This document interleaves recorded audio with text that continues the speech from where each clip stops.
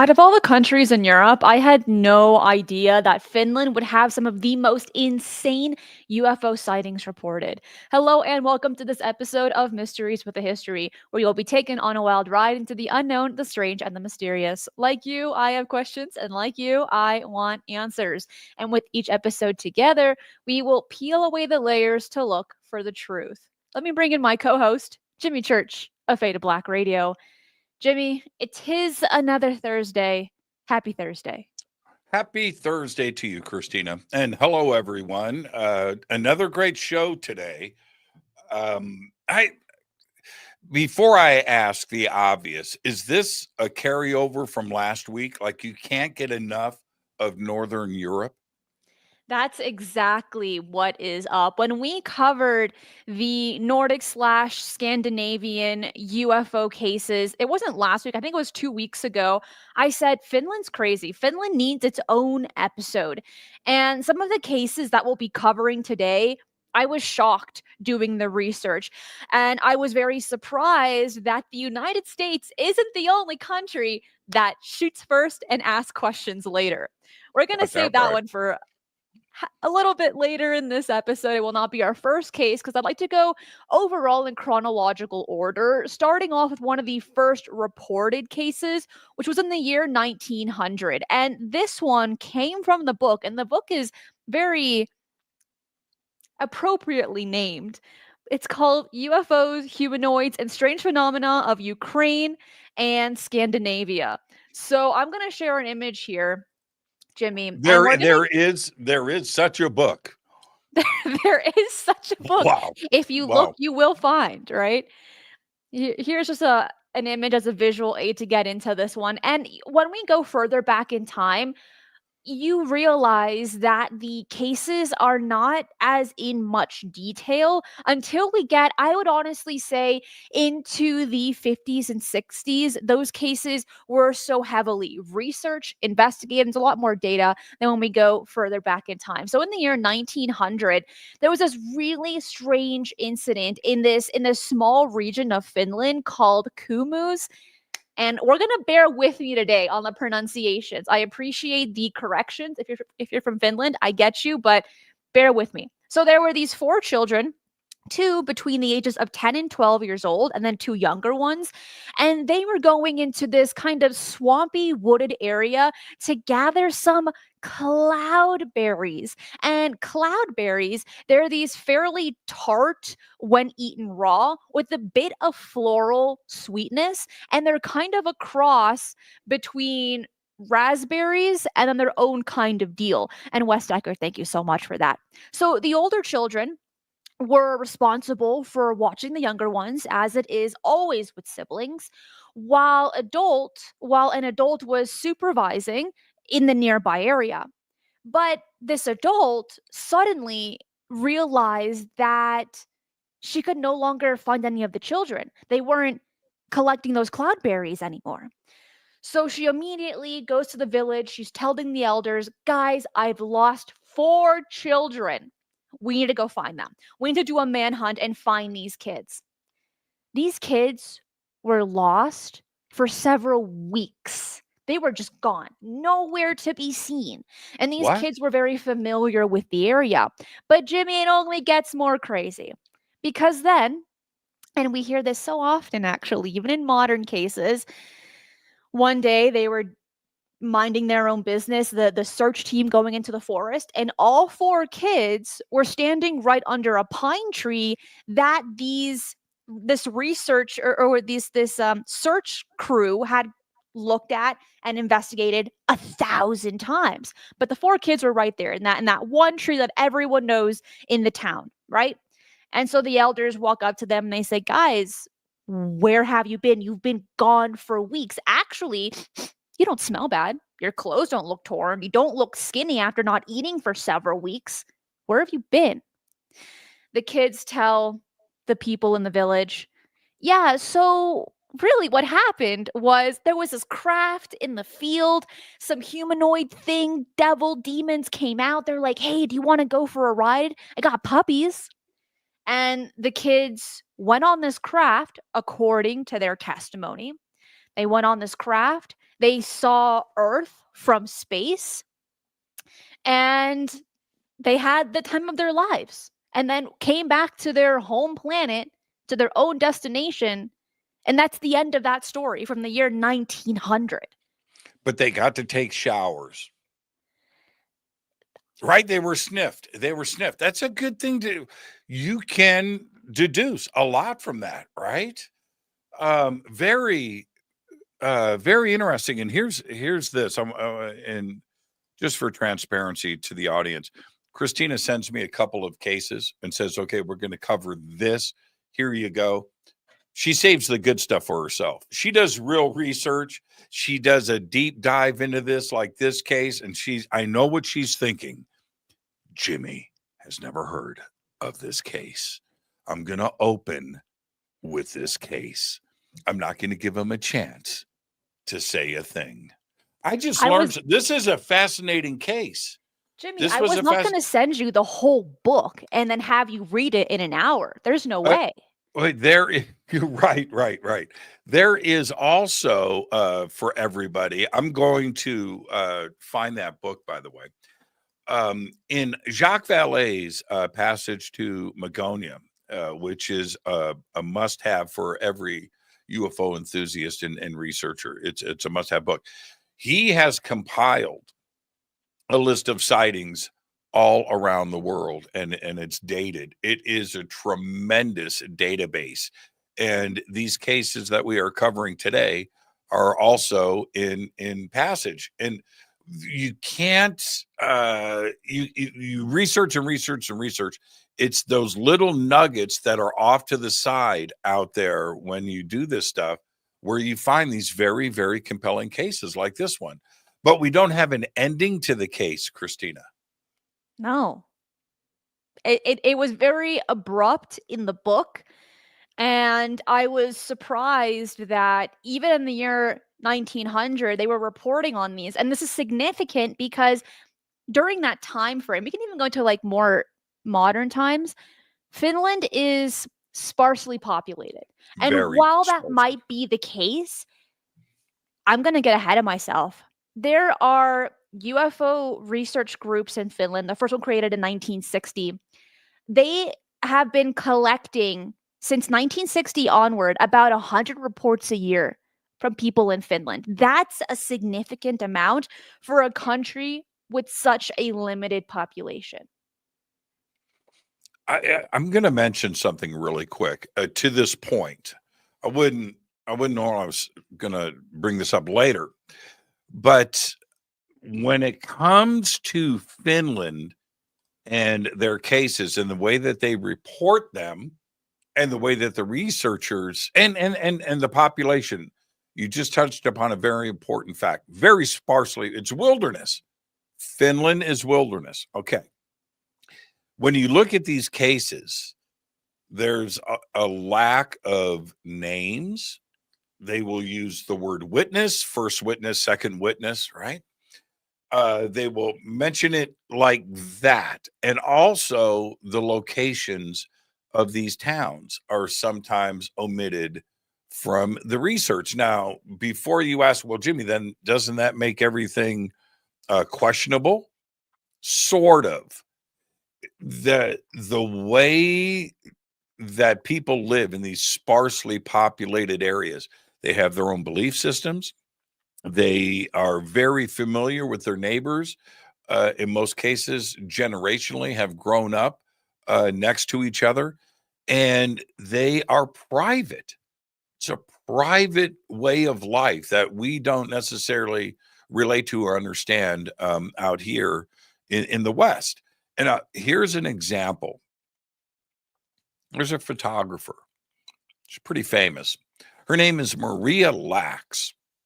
Now, Maria Lax right now lives in Britain, but she is a mainstream photographer. She's very talented. And in the art world, she is very, very known. Okay.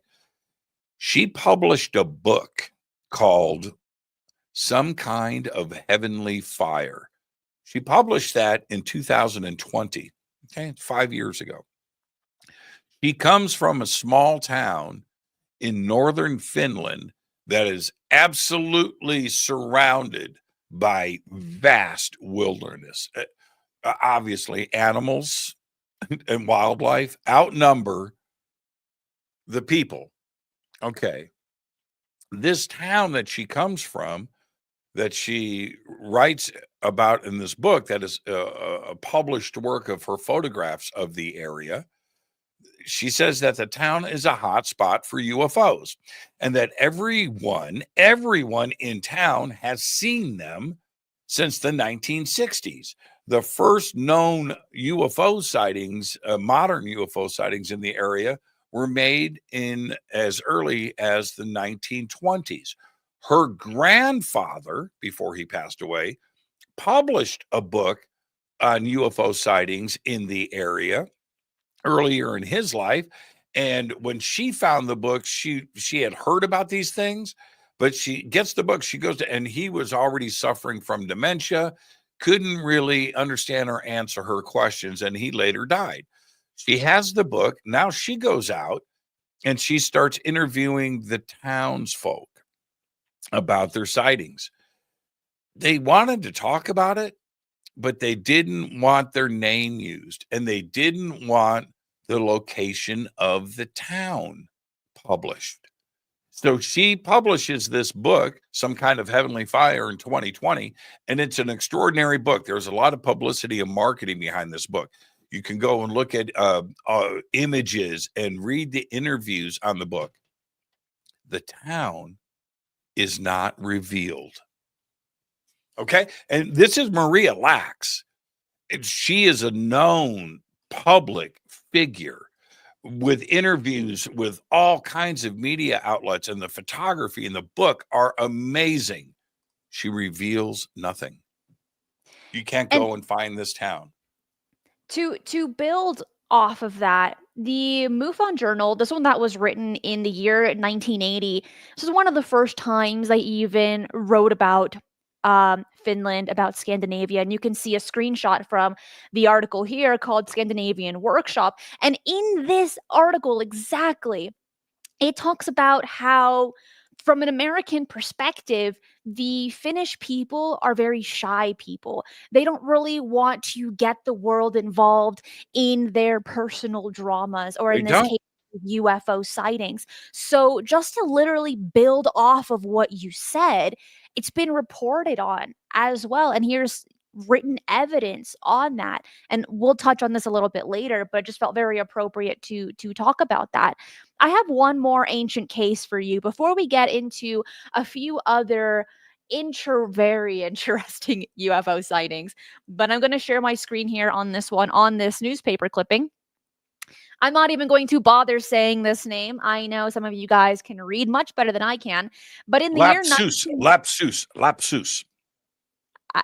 no, I'm talking about the not this word, but actually it looks like, when you see Oh, Latin and it like writes that page for you, it's all in Latin, right? That's how this looks to me. But I'm talking about the newspaper name. Because this particular newspaper, we're gonna go for it.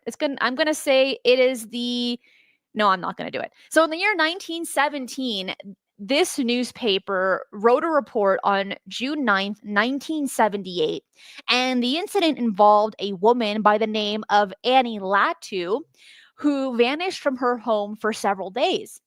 And while neighbors initially assumed that she was just visiting her daughter, her explanation upon returning was way more interesting.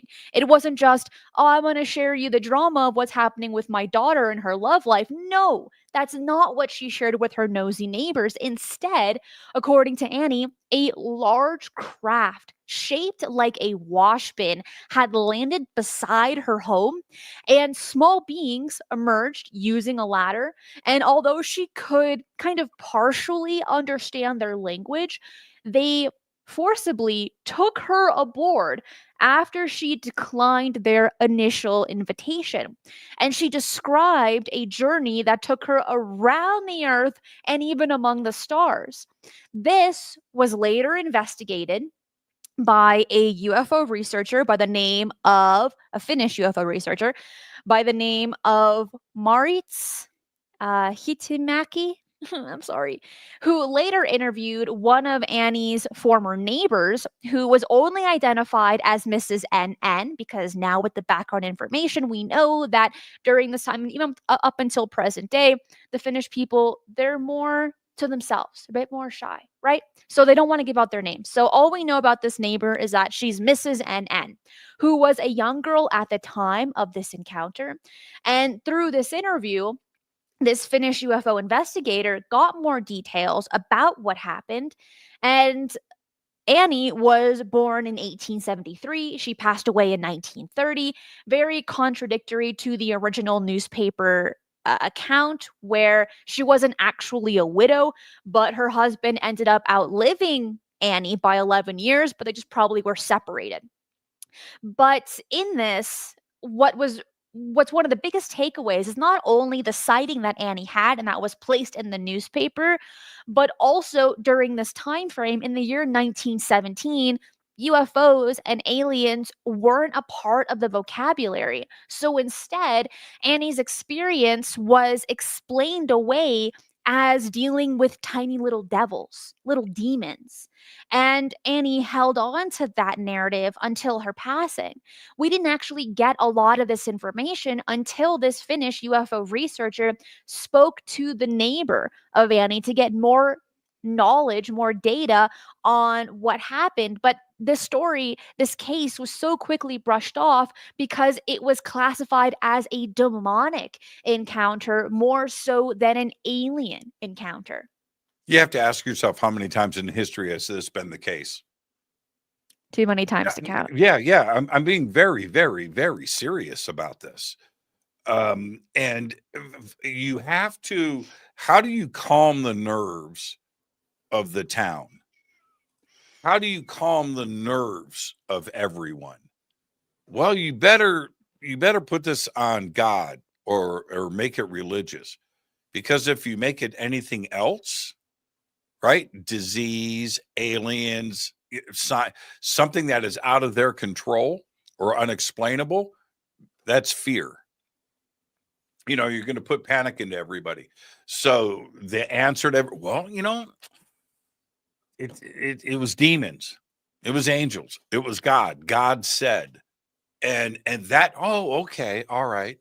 And this has been done time and time again throughout history. And it's a way of control, but also it's a rational way of thinking for so many, because anything else will just make you go crazy. Right. And also it's just maybe too much to explain as well. We definitely want to, in many cases, when we tell stories, to confine it in our perspectives, in our paradigms, and in our environment as well. And it can be kind of exhausting for some people to try and share an experience with someone that doesn't know anything about what happened to you, or that you've been researching for some time. So you're going to make it as simple as possible. But also, in order to control the narrative, you have to tame the narrative by giving it a label. And in this case, for this one that took place in 1917, even though it wasn't reported on until 1978, it was a demonic encounter. When now Yeah, that we well, have more of the details, it doesn't sound like it really was. Christina, it's such a great point. It's such a great point. How can you turn, okay, so the universe, and those are galaxies, and there's planets, and there's life out there, and they're coming here from, and what are you talking? They don't know. That kind of science is hard for, but if you just say it's demons, okay, all right. Do you understand what I'm saying? It's a very complex issue, and the easiest road out to keep it under control is to go demons, go angels, go religion. People understand that. They do. Let's move on to our next case. This is one that I did send to Jimmy. It's the one that took place in 1967. I took care of the first two cases, Jimmy. Walk us through this one. Farmer Arvi Juntunen. That was pretty good. That was pretty good. Why are we so proud when we pronounce things that we can't say? It's like we want a pat on the back or an award, a gold star. Yeah, something. Give me a ribbon. Yeah, Jimmy, he got 3 gold stars today. He's a farmer. He heard a loud humming sound and saw a round, shiny gray object 50 centimeters above the ground, about 6 meters away. And for those of us here in the United States, a foot, half a foot above the ground, 15 feet away. It had a domed top. Now, here's the thing with this case, and I'm sure you've got some images, and you can pop them up at any time. He said that there was a fin on the back of it, and it measured about 75 centimeters in diameter. Now, remember what I said earlier, everybody, about witnesses and names. Now, we have Arvy's name. Okay, this is a translation from the original newspaper article. There's the antenna on the back, and they're calling it a rudder. This is something lost in translation, but that would be the fin. And then you see the bottom of it. And they talk about a lot of wind here. So I'm going to get to that. So after the first witness, okay, so Arvy's standing back. That he comes up on this, but there's other people there. The first person that was there tried to get close to the object. He sensed a weak electrical shock in his body after the object started to move, and 3 antennas arose from it. Antennae and antennas. Remember, this is all translated.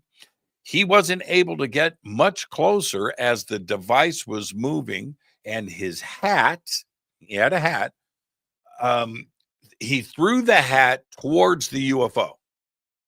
All right. And I thought that was pretty interesting. You want to get a reaction out of it, right? So you throw your hat to see what's going to happen, because that's what I would have done. All right. But the hat flies away from it about 20 feet away. And they said it was because of the strong whirlwind from the craft. All right. Again, this is all translated from the article.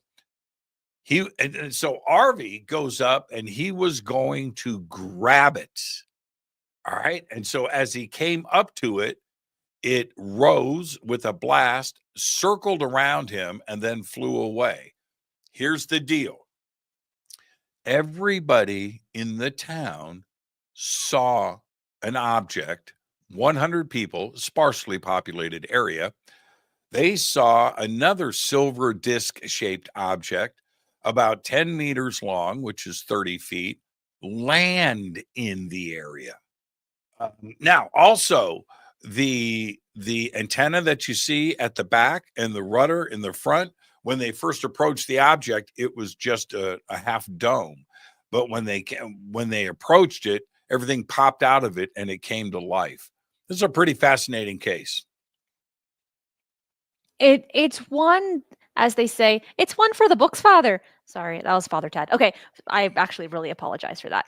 But this one is a really interesting case, and it's nice that we have a drawing for it as well. And this is the one that took place in 1967. So we're hitting that time frame where internationally there is this flurry of UFO sightings, and many of them are pretty well documented. There's another one, because we only have like a limited amount of time. There's another one in 1969. Oh, here's how these things were supposed to look.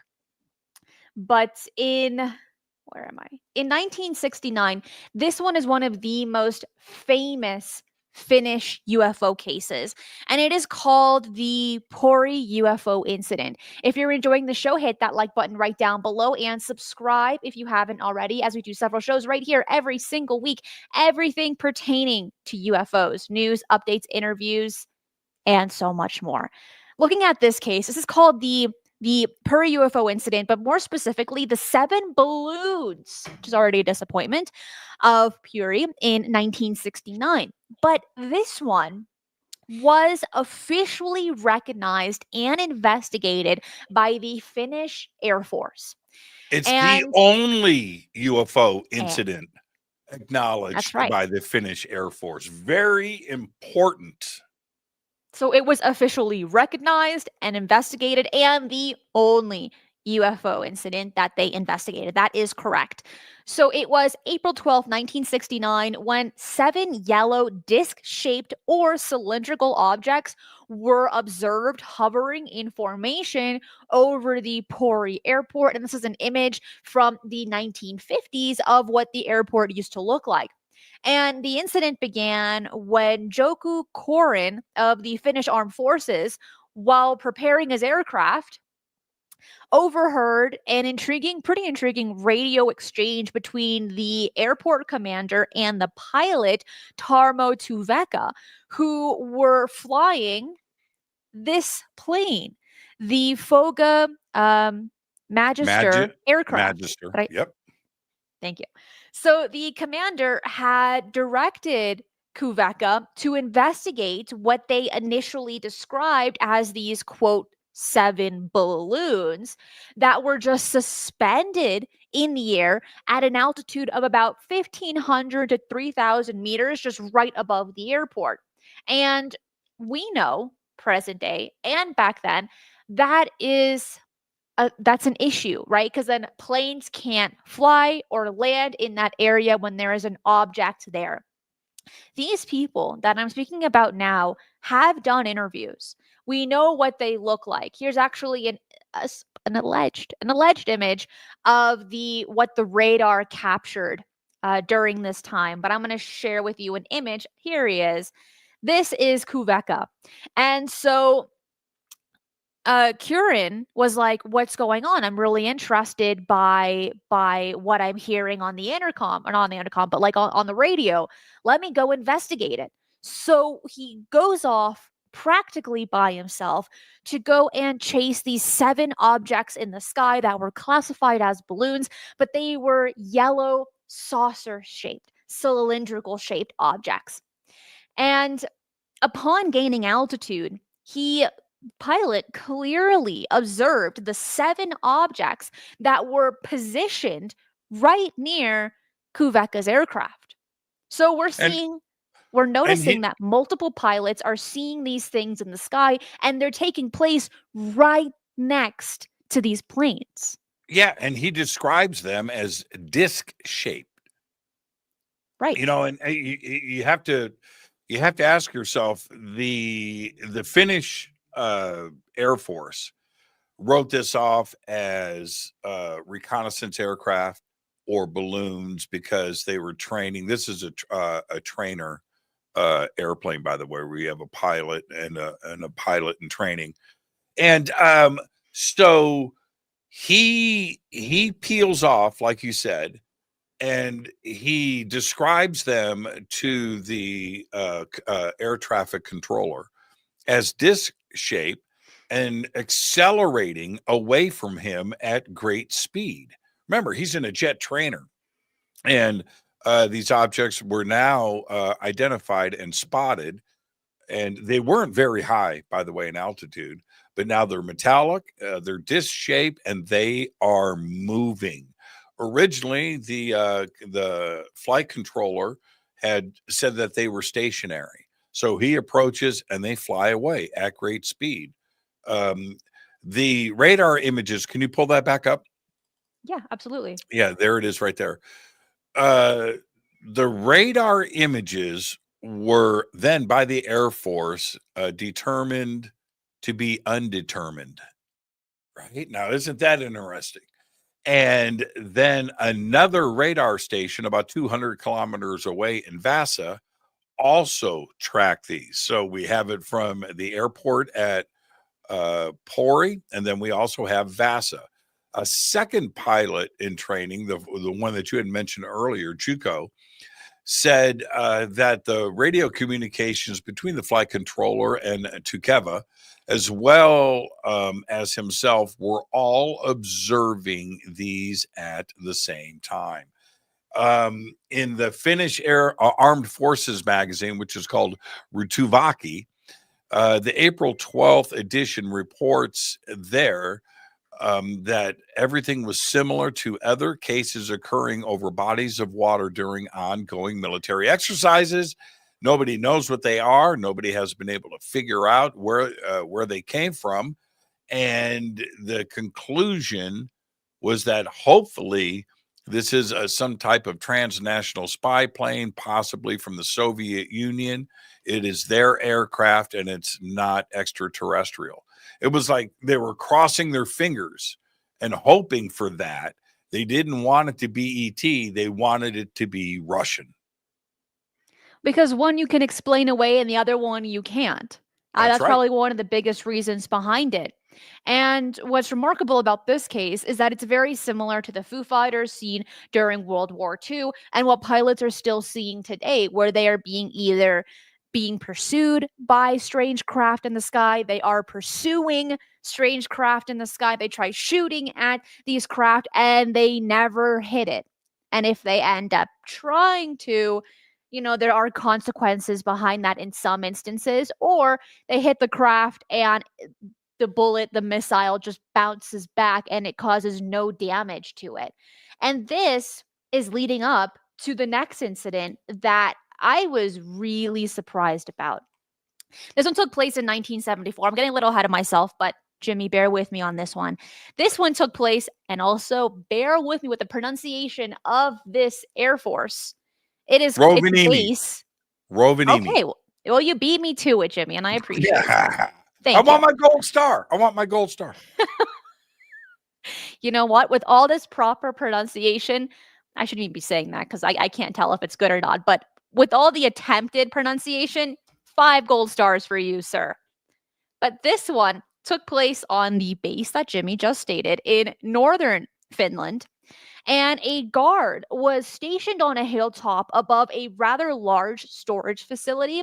And he observed a metallic object with a blue glow landing nearby this Air Force base. And when the guard approached within about 30 meters, he fired with his machine gun at this unidentified object, causing it to glide away from its persecutor. Now, it only gets more strange here because not only is this guard just casually shooting at an object thinking it's going to come down or stop moving.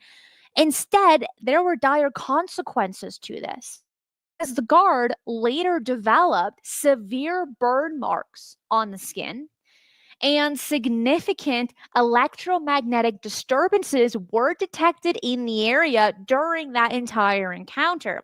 Now, prior to that incident, a a um, a fighter experienced a rather unusual generator fire, which endangered the pilot until alarms, right? Like miraculously were going off and somehow this pilot lands safely. But the radar reportedly detected an unidentified object following the damaged aircraft. And the investigation of these cases have been pretty complicated by the intelligence office of the Finnish Air Force's alleged destruction of relevant documents. But What? we've heard Wait, this wait, wait, wait, before. wait. They did what? Allegedly, gotta put that in all They caps. They destroyed reports. And we've heard this many times. When I had UFO researcher from Argentina, Fernando Hillebrand, he had told me that when him and others were creating Alas, which is the Argentinian equivalent of like MUFON, for instance, the chief, who was also a pilot at the time, reported his UFO sighting to the Air Force of Argentina, and he has proof that the Argentinian Air Force burned his UFO reports. They didn't now want it. They doesn't wanted nothing to do with it. This that is similar. shouldn't the public, the citizens of Finland, be outraged when the follow up on this is that the documents for this UFO case, well, we burned them, and now they have to wait for documents that weren't burned that say what? The documents that say swamp gas, right? Right? That's not right. No, Every alarm bell you can think of is going off right now. it's disappointing to hear that, but no country is innocent of that. Time and time again, we have heard of such things. Now, here in the United States, we can guess that's happened. And if we were to receive FOIA reports, they're heavily redacted, where the entire page can be black with redactions. But what made this case to me so significant is so many times in the United States, we have the slogan of shoot first, ask questions later, especially Right. when it comes to UFO sightings. And we spoke about this a few weeks ago when talking about egg shaped craft, where there was one right next to Socorro, New Mexico during the same time as Lonnie Zamora, just a few days after, where a man in Edgewood had his 22 and shot at the craft 12 times. He knew he hit it about 6 or 7 times. He shot at this egg shaped craft, but the bullets just bounced back, didn't cause a dent or a crack in it. And luckily, he didn't get any side effects like burns or Havana syndrome. In this case, the one in Finland that took place in 1974, this military official gets his machine gun, just starts going crazy at this. And even though he's so far from this, about 30 meters, he gets burns on his He gets hands, burned. on He his gets burns. body. Yeah, yeah, yeah, yeah. Everything was fine. The craft was sitting next to the walls of the base and the storage facility. He's above it on this small hill. He's looking down. His partner is inside the building. There were two guards on patrol. He was outside, one was inside when all of this went down. The craft, it was blue. It comes in, it's minding its own business. Everything was fine. And still until he started shooting his machine gun. This disturbed the craft. It takes off and flies away. And the next day, he's burned from head to toe. He was checked out by many, many different medical facilities, doctors that went in and commented on the case, and nobody knew. They all said the same thing. Where he was at that moment, there wasn't anything natural in the environment. There wasn't any weather activity or anything else naturally that could have caused these radiation burns all over his body. That was the conclusion. They don't know. And the only other thing that was out of the ordinary here was the blue craft, and there it is there. It's a great case, and it's well documented, and again, it's military. And one of the biggest takeaways from this is do not shoot at a UFO. You don't know what's going to happen to you. Moving on to our You know, let's move on to this last case. But it is. I've said this a lot, so I'll say this again, and I say it kind of in jest, Cristina. But we all have heard about Project Bluebeam, right? A fake UFO invasion. And those in power would try something like that over the United States. And I have said, if you have some holographic projected images of a giant craft hovering over a city, what's the first thing the good and great people of this country are going to do? they're going to Shoot at it. That's right. I am. But the point is, once those bullets start passing through said holographic image, how quick will it be determined that this is a projection in the clouds? Smoke and mirrors. Yeah. That's a bad day. So should you shoot? Well, you're not going to stop people from shooting, but once they find out that it's fake, that's probably a bigger problem than pulling off a fake alien invasion. I think it's going to create many more problems than the intended blue beam fake alien invasion was supposed to bring. That's my take. Well, Go you ahead. don't want an angry mob, okay, with That's what I'm pitchforks saying. and That's what I'm saying. torches You know, trying to catch you. You freaked out my family with a fake flying saucer. It's go time. Yeah, think about that. Think about that. Okay, our last case is our second to last case or last case. This one's a humdinger though. This one's awesome. And this is Yeah. maybe might be one of our last cases. Mark Tasaka, thank you so much. He finished work. Aha. Talking about Finland. Aha. Okay, thank you so much. Let's get into this one. This one took place in Finland in 1970. And there it is. Do you want to cover it or do you want me to do it? M. Jarvie. I just want to get that in for the gold star. M. Jarvie. That's M. your sixth Jarvie. gold star right there. Yeah, M. Jarvie. M. Jarvie, 1970. The time was, now this case is long. It spans time. It covers years. So here is the general setup. It's pretty fascinating. The time was 4:45 p.m. on Wednesday, January 7th, 1970, in Imjärvi, which is 15 kilometers northwest of Heinola in southern Finland. Now, a woodsman, his name is Arno Heinonen. He's 36 years old, and a farmer named Esko Viljo. Now, remember Viljo. He is center on all of this. Both active competition skiers. Okay. They were out skiing. They come down a hill into an opening. They stop. They take a break. They take their breath. Looking at the sunset, it was an unclouded sunset. It was beautiful and it was cold. It was minus 17 degrees Celsius with no wind. That's important. There's a reason for that. So they're standing there catching their breath from their competition practice of skiing, and they hear something, and then they look up and they see a light moving through the sky, Cristina. And then now a bunch of things happened.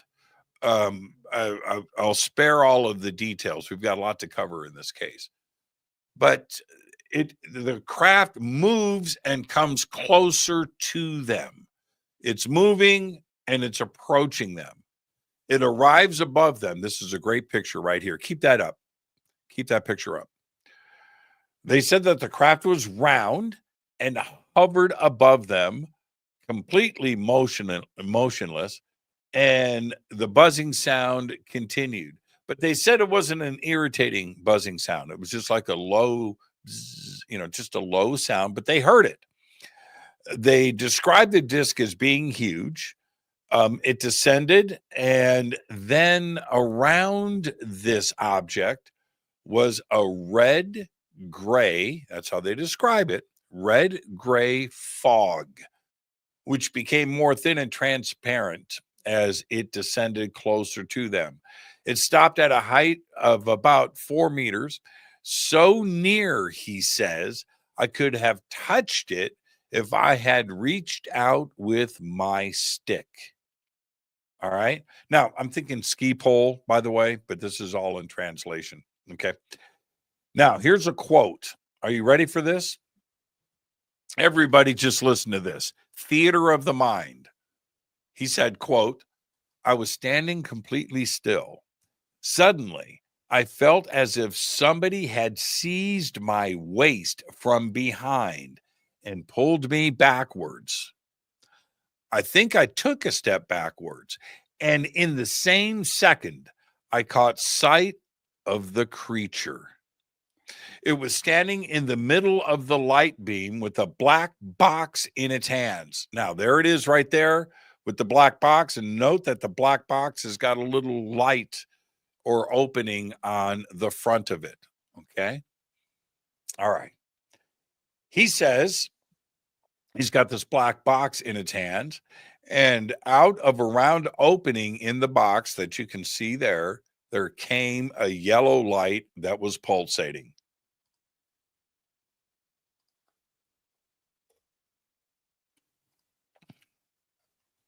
I got excited. Let me share another image here. Though actually, I shared it a little bit earlier because it was out of sequence. But here's another image of a rendition of how people think he might have looked. Zoom in on his face. Right there, right there. This is important. Okay. He says the creature was about 90 centimeters tall. All right. Not very big, with very thin arms and legs. Its face was pale like wax. I didn't notice the eyes, but the nose was very strange. It was a hook rather than a nose. Now, we've got this, but we also have the drawings that he did the day of the sighting, and the nose is a hook. It's not what you're thinking. It comes down and it's very long. It's And I'll very make strange. this quick. Oh, Jacques Vallée has also written about the hook-nosed greys, that there have been reports in the United States, one of the most famous ones being at the Holloman Air Force Base. yes, that's right. And the description here and the illustrations that were done at the time reminds you immediately of what was seen at Holloman Air Force Base. It's very much the same. And we're talking about countries and years apart. And the Holloman Air Force Base case was top secret. Nobody knew about that case. And nobody in Finland, in the remote, parts of Finland, heard about Holloman or what the creatures looked like. Now, he said that the ears were very small and narrowed towards the head. The creature wore some kind of overall in a light green material. On its feet were boots of a darker green color, which stretched above the knees. This is all the quote from him. Okay. There were also white gauntlets, okay, gloves, white gauntlets going up to the elbows, and the fingers were bent like claws around the black box. Now, Viljo, the second party here, this is his quote.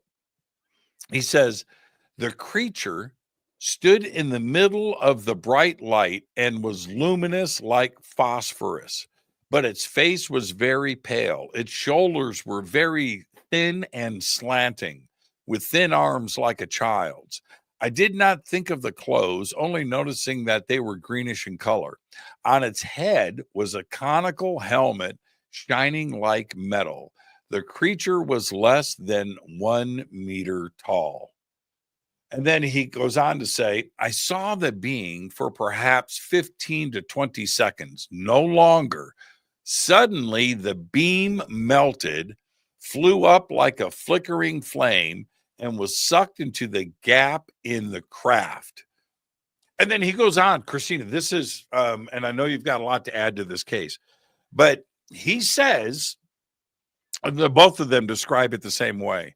There's so much detail in this. Sparks were flying. The vapor and the fog went from very thick to thin. Suddenly they could see through it. Everything sucked up into the craft, and then they blink, and there's nothing there. There's nothing. It didn't fly away. It was just gone. And it only gets more weird because not only did they have a strange sighting, they had physical evidence to back it up. Now, it's not just because they collected the box or saw any footprints. Instead, they got severe, almost medical issues. Where in this case, for Arno, he could barely walk. His face was red and swollen. He was experiencing nausea and he vomited on the snow. And he even reported that his urine had turned black. I have never, ever in my I life don't ever heard want to of have that someone issue. report that. Yeah, Oh, I've I'd be never. terrified, right? That But would freak me out. And so he goes to the University of Helsinki, and right? yeah, and they have no idea what caused all of this. And not only that university, but radiologists and experts and surgeons, everybody got involved with this case. Now, this went on for years. You just brought up, before we run out of time, there are a couple. Okay, all right, let me just say this. There were quite a few people that have talked about this type of encounter in that area over the years. As a matter of fact, about a year before their case, a 9-year-old boy reported nearly the exact same thing to his parents, and it never really went public, right? Again, everybody's private, right, in Finland. So these cases have been reported over and over again. Viljo continues over the years to make contact. He's hanging out with a female. He describes her as a female alien. He says that all of his encounters with her, the conversations were never longer than 5 minutes. All right, but now we have something that went from a witness to a close encounter of the third kind, but also of the fourth kind, nearly of the fifth kind, Cristina. And so he was given some stuff. He says that this is Viljo. He said that they gave him a green pen. Dun, dun, dun. Guess what happened to the green pen? No, you tell everybody. Tell everybody what happened. No, you tell me. A researcher asked him for it so he could have it analyzed in a laboratory. It disappeared. Shocking. Yeah, dun, shocking. Then he was given a rock from their planet as evidence, right? And then he was told to throw it away. So the rock is gone, right? Okay, so with all of it, the story went from and him and his partner, his skiing buddy, were pretty lockstep with the original thing, and it also lined up with the other sightings that were going on in the area. That part is pretty solid. The fantastical stuff, the green pen that disappeared, right? The rock. You ready? Yeah. So they let him take a picture. Yeah. But we don't have that picture. No, we don't. He took the picture and he said the camera poofed. Yeah. So we have these three things that were all there for humanity to see and study, and all three pieces have disappeared with crazy explanations for each one. Now, Cristina, I'm going to ask you, does this dismiss this case? A heavily researched case, by the way, with these three and the explanations that were tied to it, these three pieces of evidence. Do we just throw it all away, or do we keep the original encounter? Well, it would be silly to throw everything away, even though some of the information might not fit into our paradigm or sounds a little extraordinary, but that doesn't mean much. Now, when we look at people, especially disinformation agents, they say sprinkle in 70% truth with 30% lies, right? Could that have happened here with the reporting? Mm-hmm. Depends on who you ask. In this situation, what we do have evidence of are the medical issues and of the universities investigating these people, checking their blood, for instance, like their blood pressure, and there were no clinical abnormalities, even though these guys were suffering from balance problems, joint pain, headaches, stomach issues, burning on the skin. There were some ideas that it might have been radiation poisoning. Also, they had light sensitivity, facial swelling, and even swollen eyelids as well. So we do have that. Now, the extra information of the pen, the rock, and the photograph, yeah, it definitely makes you crinkle your eyebrows significantly. But I think that just adds a little charm to the entire case. It does. The only issue, not for me, for everybody else, right? Is that you're pushing everybody's belief system to its limits. Okay? You are. Just in the original encounter, right? The beam of light, the thing, and it's into the crack and it's gone. All of that. All right. Okay. They had the physical stuff on their with their bodies that allowed everybody to take a look at this case, and that includes all of the doctors and the research teams at the University of Helsinki. Then you take it all of these steps further, where you're testing everybody, and you want the acceptance, and you want them to believe in your story, and your encounter and what's going on, and you just push this further and further and further and further to the point where there's even evidence and that, but this disappeared, the camera vaporized, they told me to throw the rock away, so I did, I don't know where it is now. And everybody goes, you know, you're pushing it too far. So the press kind of took an about face on this case. Originally they were cool with it. It just got too fantastical, and with nothing to back it up.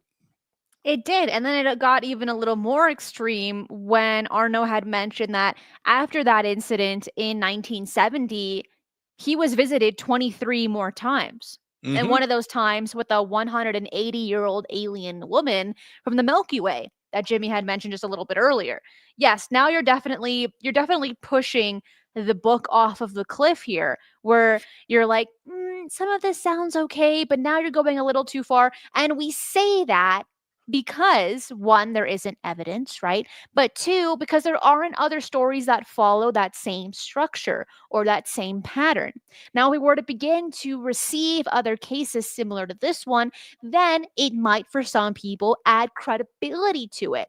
But this one stands alone with all of this rather fantastical information. Yeah. So did you take pictures? I did. Fantastic. Can we see them? They disappeared. The camera just vaporized. Oh, okay. All right.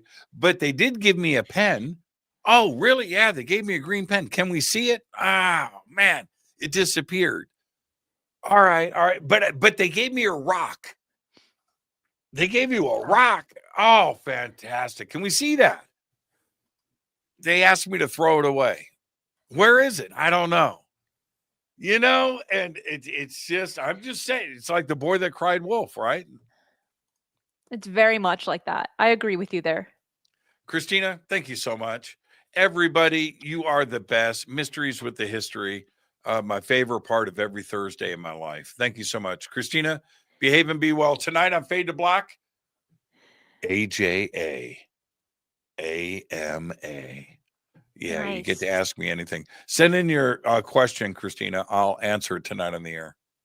You got it. All right. Thank you so much, Jimmy. See you, everybody. Another great show. If you enjoyed the show, hit that like button right down below and subscribe if you haven't already, as now that I'm not feeling so sick.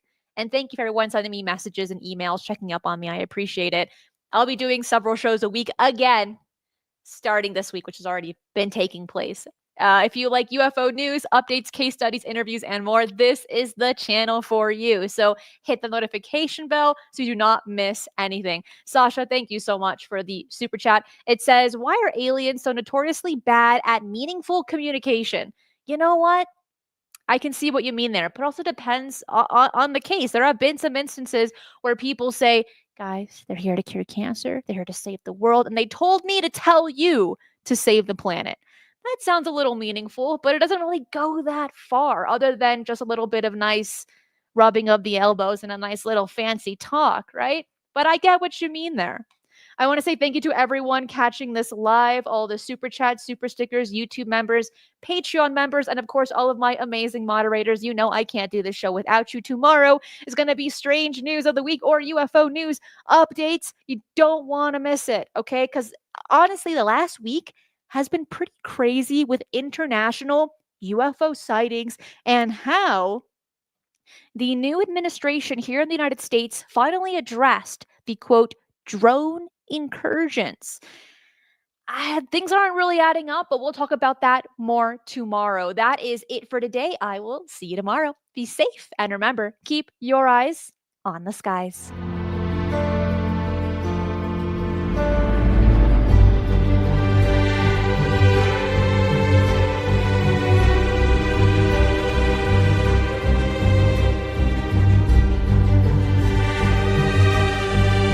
If you enjoy the strange and the mysterious, UFOs, the paranormal, and cryptids, this channel is for you. So make sure to subscribe, as I do 3 videos right here every single week, and hit that notification bell so you do not miss any of the bonus content I post right here.